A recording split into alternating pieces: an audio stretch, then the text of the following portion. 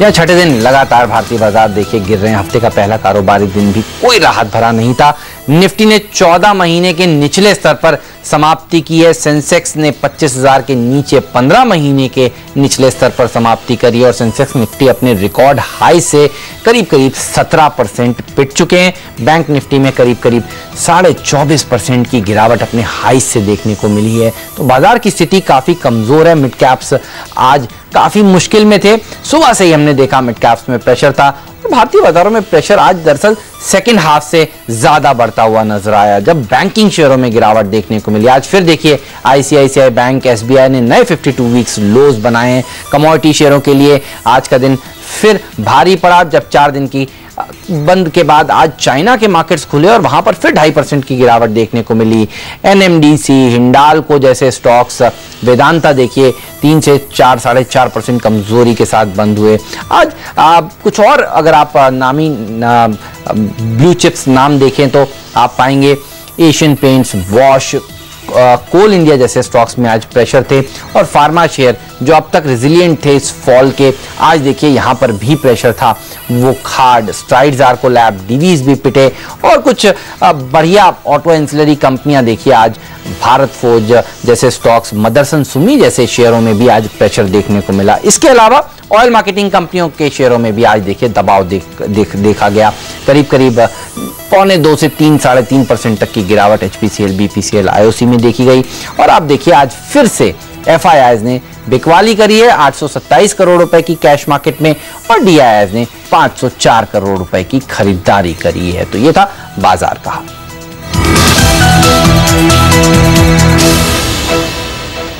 रुपए के लिए भी आज का दिन काफी मुश्किल भरा था। दिन के निचले स्तर पर जाकर समाप्ति हुई है। 2 साल के नए निचले स्तर आप देखिए आज देखने को मिले। 67 के बेहद करीब जाकर रुपए ने आज क्लोजिंग दी है। कल का सेशन भारतीय बाजारों के लिए कैसा रह सकता है, चलिए इस पर बात करते हैं। हमारे साथ एंजल ब्रोकिंग के महेश जोशी जुड़ चुके हैं। महेश, गिरावट थमने का नाम ही नहीं ले रही। हफ्ते का पहला कारोबारी दिन भी काफी मुश्किल भरा। ये बताइए कितनी और गिरावट अब देखने को मिल सकती है यहां से बाजारों में, आपका क्या विश्लेषण है?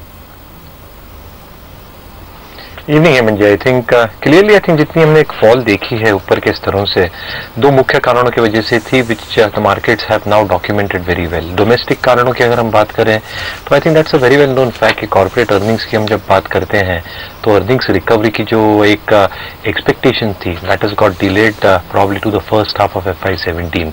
जहां तक रिफॉर्म प्रोसेसेस का सवाल था that has gone delayed to the winter session of parliament in terms of key bills getting passed. और जनरली अगर हम मानसून की बात करें तो जितनी डेफिसिट है उससे थोड़ी पड़ेगी in terms of how rural discretionary demand pans out.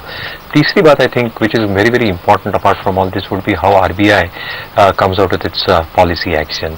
International cues I think China का data is now a very well known fact और किसको भी पता नहीं है और अनिश्चितता के कारण I think there will be huge amount of fear and uncertainty in the market. So I think global concerns की वजह से including what the Fed will do in September, हालांकि मेरा मानना यही है looking at global uncertainty Fed might not do anything in September, yet I think jitteriness, fear or uncertainty I think is being very clearly seen। और even in the retail side हम ये witness कर रहे हैं कि I think काफी घबराहट सी है within retail investors even when we suggest to buy qualitative stocks at incremental intervals over the next 2 to 3 months। I think investors are still not ready to take the plunge। तो मुझे लगता है I think जो uncertainty market को surround कर रही है, जो volatility है, that might continue in the market for some length of time।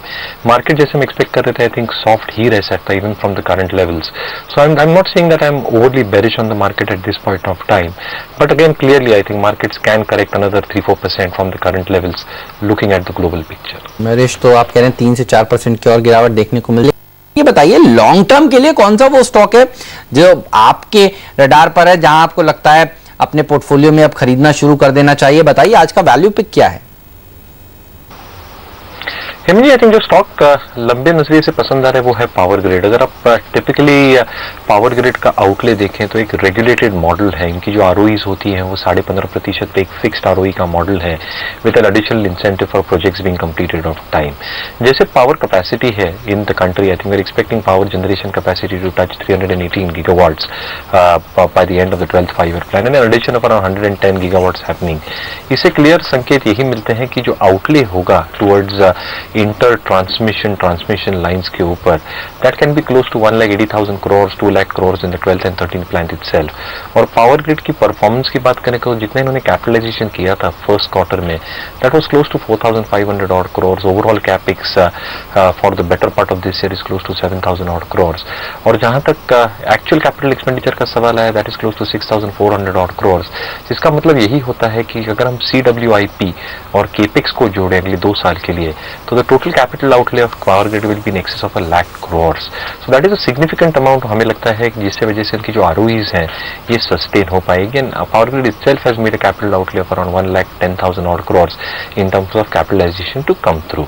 तो मुझे लगता है in terms of financials, top line और EBITDA में 70% की ग्रोथ आ सकती है। And if you look at the EBITDA in FY17 estimates and give it a 1.85 price to book, हालांकि करंट लेवल पे it's trading close to 1.3 times price to book, we see huge amount of appreciation happening in the stock, more or less based on the power reforms carried by the government। इसलिए हम extremely bullish हैं power grid के ऊपर from a 12 to 15 month perspective। Our target stands at 170, which as I earlier said indicates a price to book of 1.85 times। Alright, आप चलिए वक्त भी एक छोटे से ब्रेक का। ब्रेक के बाद हम आपको बताएंगे निफ्टी को कल आपको किस तरह से ट्रेड करना चाहिए। साथ ही पीएम ने इंडस्ट्री के दिग्गजों के साथ कल एक इंपॉर्टेंट बैठक बुलाई है। हमारे साथ CNBC आवाज के दिल्ली ब्यूरो चीफ लक्ष्मण रॉय जुड़ेंगे, उनसे पूछेंगे कि क्या एजेंडा है दरअसल इस बैठक का। ये सब जानने के लिए देखते रहिए CNBC आवाज।